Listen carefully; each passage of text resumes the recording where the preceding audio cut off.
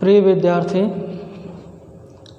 इस लॉकडाउन के समय में आपका जो ऑनलाइन क्लास चल रहा है, एसएलटी विद्यालय परिवार आपसे आशा करता है कि जो यूट्यूब चैनल के माध्यम से आपको पढ़ाया जा रहा है, आप उसका भरपूर उपयोग कर रहे हैं। तो आपको रसायन विज्ञान पढ़ाया जा रहा था, उसमें कक्षा 10 और 12 दोनों विद्यार्थियों के लिए IPSC नाम चल रहा था। यह दोनों विद्यार्थियों के लिए ज़रूरी भी है पढ़ना। तो यह कंबाइन क्लास चल रहा है 10 और 12 के विद्यार्थियों के लिए। तो इसमें आपको एल्केन, एल्कीन, एल्काइन, उसके बाद से एल्कोहल, इसके पहले वाले वीडियो में बताया गया था। फिर ईथर का IPSC नाम कैसे लिखते हैं, तो इसको भी बताया जा चुका है। एल्कोहल और ईथर का IPSC नाम कैसे लिखा जाता है, इसका दो वीडियो के माध्यम से आपको भरपूर उदाहरण के साथ समझाया गया है। तो उसी के क्रम में आज आपको एल्डिहाइड का IPSC नाम कैसे लिखा जाएगा उसके बारे में जानना है। एल्कोहल, ईथर, उसके बाद एल्केन, एल्कीन, एल्काइन, यह आपका हो चुका है। आज आपको पढ़ना है एल्डिहाइड का IPSC नाम कैसे लिखा जाता है इसके बारे में। तो चलिए आज का क्लास स्टार्ट करते हैं। एल्डिहाइड का IPSC नाम कैसे लिखा जाता है। तो आज आपका हेडिंग है एल्डिहाइड। एल्डिहाइड एल्डिहाइड का IUPAC नाम। आज आपको पढ़ना है एल्डिहाइड का IPSC नाम कैसे लिखा जाता है इसके बारे में। तो सबसे पहले यह जान लीजिए एल्डिहाइड होता क्या है। तो कोई ऐसा कार्बनिक यौगिक जिसमें CHO यह को समूह, क्रियात्मक समूह के रूप में उपस्थित हो, वह आपका कार्बनिक यौगिक एक प्रकार का एल्डिहाइड होगा। यानी कोई ऐसा कार्बनिक यौगिक जिसमें CHO समूह क्रियात्मक समूह के रूप में उपस्थित हो, वह आपका कार्बनिक यौगिक एल्डिहाइड, एक प्रकार का एल्डिहाइड कहा जाएगा। तो चलिए आपको IPSC नाम के बारे में जानना है, तो IPSC नाम के बारे में जाने। पर्टिकुलर एल्डिहाइड आपको पढ़ना है, तो इसका एक चैप्टर है, उसमें आपको एल्डिहाइड के बारे में विधिवत बताया जाएगा। लेकिन आपको यहाँ पर उसका IPSC नाम के बारे में पढ़ना है, तो हम IPSC नाम के बारे में केवल बता रहे हैं। अब सबसे पहले आपका एक साधारण सा सूत्र होता है IPSC का, तो उसको ले लिया जाए, लिख लिया जाए। इसके पहले भी आपने उसको लिखा है, अब तो लमसम आपको याद भी हो चुका होगा। तो IUPAC बराबर क्या होता था, तो शब्द मूल। सबसे पहले आपका पूर्व लग्न लिखा जाता है, पूर्व लग्न। उसके बाद से आपका शब्द मूल आता है, शब्द मूल। उसके बाद से आपका प्राथमिक अनुलग्न, प्राथमिक अनुलग्न। उसके बाद से आपका द्वितीयक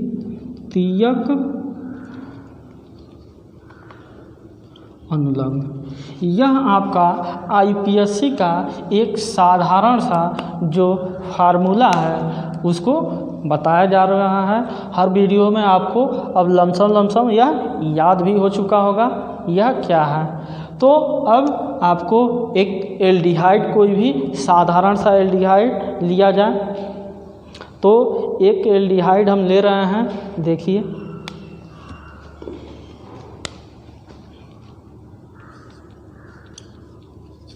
CH3CHO। यह सबसे छोटा आपका एल्डिहाइड लिया गया। तो इसका आईपीएससी नाम कैसे लिखेंगे वो देखिए, IUPAC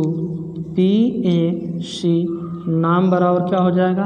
तो सबसे पहले पूर्व लग्न देखिए, तो पूर्व लग्न आपका यहाँ अनुपस्थित है, न तो आपका हैलोजन समूह है, न तो आपका NO2।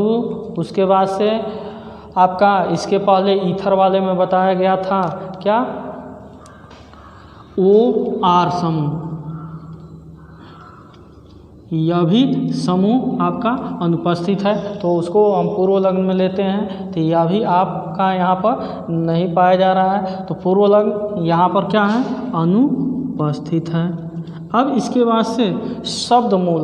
तो शब्द मूल देखिए क्या होता है। शब्द मूल में कार्बन की संख्या। तो इसमें आपको अब यह भी कार्बन है, यह भी कार्बन है। तो यह हमेशा याद रखिएगा, यहाँ कन्फ्यूजन न रहिएगा। यदि एल्डिहाइड समूह CHO जो समूह होता है, इसमें जो कार्बन होता है, इसको हम हमेशा पहला कार्बन लिखते हैं, यानी नंबरिंग में पहला कार्बन देते हैं, यानी यह नंबरिंग में भी गिना जाता है। या कन्फ्यूजन में न रहिएगा कि यह नंबरिंग में नहीं गिना जाता है, यह नंबरिंग में गिना जाता है और पहला नंबर इसी को हम देते हैं। तो चलिए इसको गिनना प्रारंभ करें। तो पहला नंबर यह हो गया और दूसरा नंबर यह हो गया। तो यहाँ 2 कार्बन है, तो 2 कार्बन के लिए किसका प्रयोग, 1 कार्बन के लिए मेथ, 2 कार्बन के लिए एथ।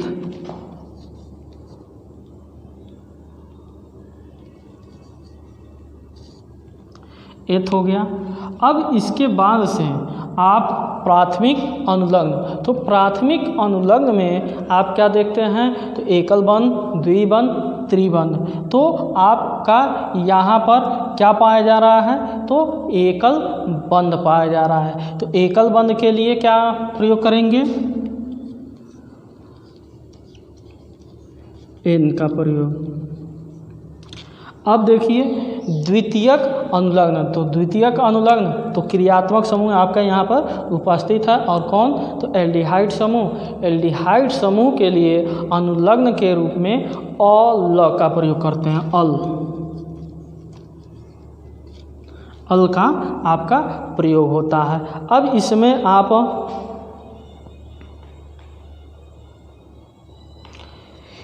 आप क्या, द्वितीयक अनुलग्न हो गया। अब इसको मिला लीजिए। तो एथ प्लस N प्लस अल, एथ इसको ऐसे लिखते हैं, एथ होता है, एथ नहीं होता है, एथ होता है। तो देखिए एथ नल, इसका नाम क्या हो जाएगा,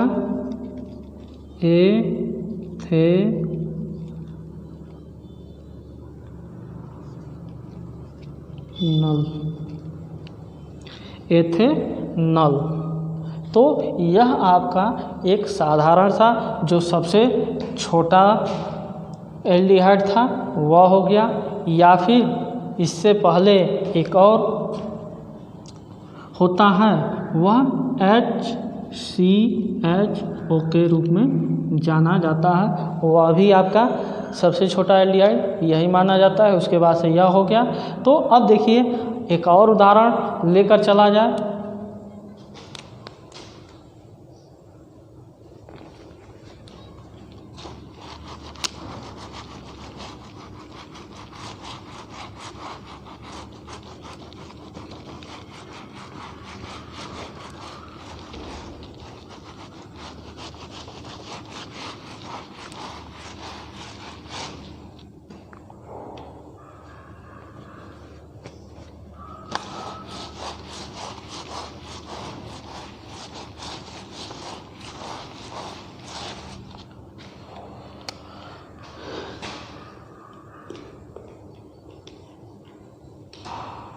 एक और उदाहरण हम लेते हैं, थोड़ा जटिल वाला लिया जाए, उसका नामकरण देखा जाए। CH3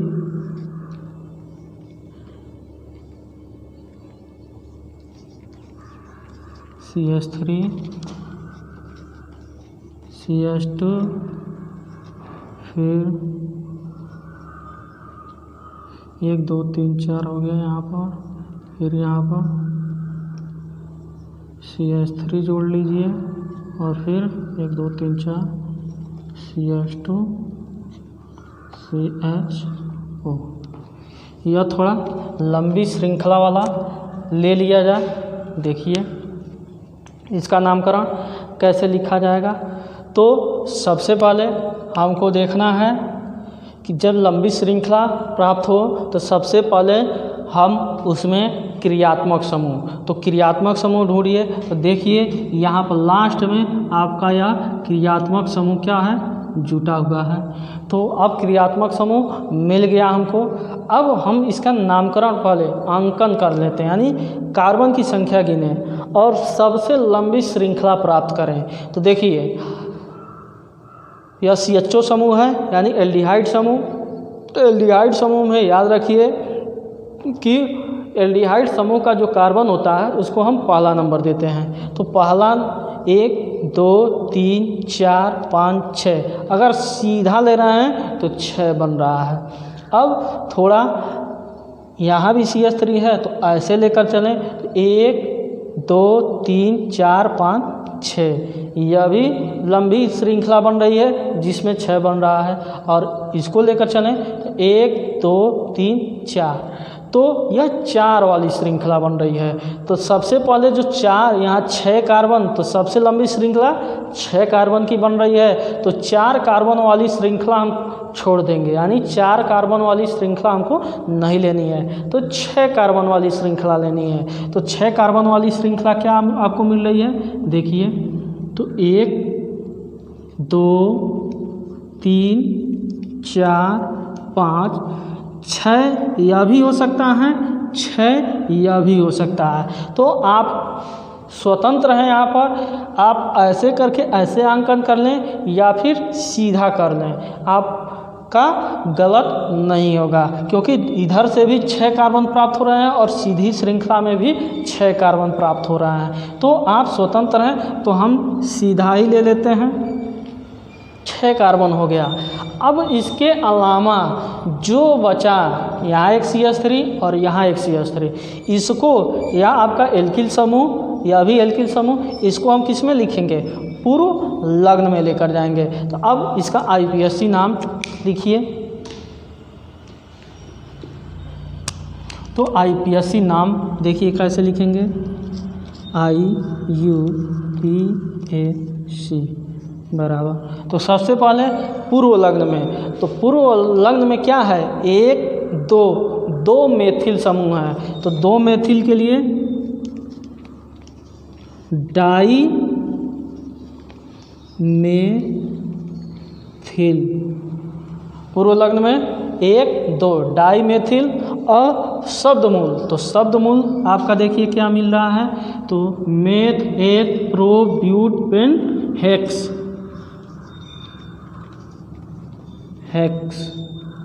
अब प्राथमिक अनुलग्न में, तो प्राथमिक अनुलग्न में आपको देखा जाए क्या, तो सारा का सारा एकल बंध के माध्यम से जुड़ा है, तो N का प्रयोग।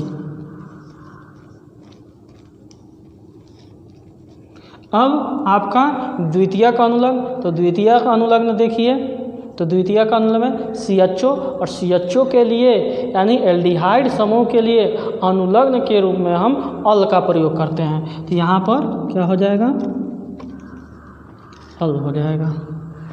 अब आपका पूरा का पूरा बता दिया गया। अब इसको जोड़िए, तो जोड़ते समय आप ध्यान दीजिए कि यह जो डाई मेथिल है वह कहाँ कहाँ पर है, 2 मेथिल समूह है वह कहाँ कहाँ पर है। तो एक आप देख रहे हैं तीसरा और दूसरा 5वें नंबर पर जुड़ा हुआ है। तो क्या हो जाएगा, 3 5 डाई मेथिल हेक्सेनल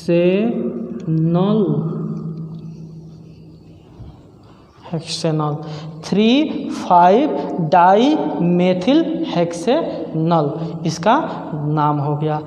आप यह 3,5 जब छोड़ देंगे तो आपका आईपीएससी नाम क्या हो जाएगा, गलत हो जाएगा, क्योंकि यह डाइमेथिल कहाँ पर उपस्थित है, 2 मेथिल जो समूह है वह कहाँ उपस्थित है वह हमेशा आपको बताना पड़ेगा। और अंत में जब प्रोसेस होता है आईपीएससी नाम लिखने का तो उसमें यह कितने नंबर पर कहाँ क्या पाया जा रहा है उसको आपको बताना आवश्यक हो जाता है। तो इसको ऐसे लिखा जाएगा। तो नामकरण आपका लंबी चेन अगर हो तो कैसे होता है यह आप सीख गए। अब इसके बाद से एक और उदाहरण लेकर चलते हैं। इसमें द्विबंध थोड़ा लगाकर दिखाते हैं उसको कैसे लिखा जाएगा।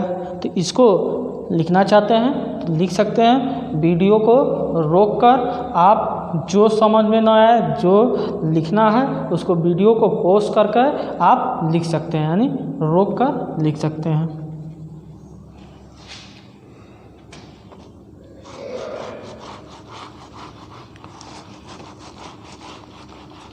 तो यहाँ पर आपका एक द्विबंध हम ले लेते हैं। यहाँ से एक हाइड्रोजन को हटा दीजिए और यह एकल बंध के जगह पर द्विबंध। तो 1 2 3 4 कार्बन संयोजकता पूरा हो गया। अब इसका तो 2 2 4 अब हो गया, 2 3 और 4 हो गया। अब देखिए इसका आईपीएससी नाम कैसे लिखा जाएगा। नंबरिंग भी हटाते हैं पहले, उसके बाद से बताएंगे नंबरिंग कैसे होता है। अब देखिए तो इसके पहले आप लोग 1 2 3 4 इसका भी पूरा, 2 3 4 इसका भी पूरा, 1 2 3 4 यानी सब सही है। चलिए इसका नाम लिखा जाए, कैसे लिखा जाएगा। तो इसके पहले आप लोग जानते थे क्रियात्मक समूह और द्विबंध या त्रिबंध जब आ जाता है तो सबसे नज़दीक जिधर से पड़ता है द्विबंध त्रिबंध उधर से लिखते हैं, ये सही है। लेकिन यहाँ पर आपको इसको कार्बन नंबर 1 देना पड़ेगा। यह हमेशा याद रखिए, एल्डिहाइड वाले समूह में 1 नंबर इधर से। तो 1 2 3 4 5 6 वही प्रक्रिया, ये नहीं कि अब इधर से 1 2 इधर से नया नज़दीक पड़ रहा है तो 1 2 3 4 5 6 ऐसा नहीं गिना जाएगा। आपका नामकरण ऐसे ही नंबरिंग होगा। तो नंबरिंग वाली प्रक्रिया वही रहेगी। इसको 1 नंबर या 2 नंबर या 3 और या 4 या 5 और या 6 ही रह जाएगा। अब इसका नामकरण तो देखिए नामकरण कैसे लिखेंगे। तो इसमें आप फिर वही पूर्वलग्न में 1 2 मेथिल समूह है तो डाई मेथिल हो जाएगा। शब्द मूल में तो meth eth prop but pent hex 6 carbon है तो हेक्स।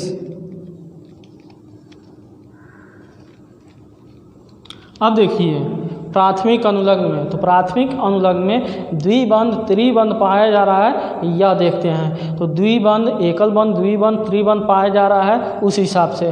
तो यहाँ पर हम देख रहे हैं तो सब जगह तो एकल बंध पाया जा रहा है लेकिन एक जगह द्विबंध पाया जा रहा है। तो इसलिए हम क्या लिखेंगे, एकल बंध के लिए n, द्विबंध के लिए इन।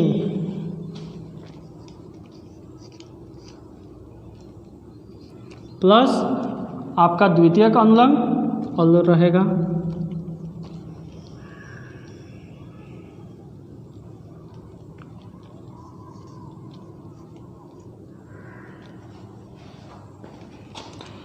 अब इसको आप क्या कीजिए, जोड़िए फिर से। तो जोड़ने के बाद से देखिए क्या होता है। तो डाइमेथिल, तो डाइमेथिल कहाँ पर है, तो 3 और 5वें नंबर पर। तो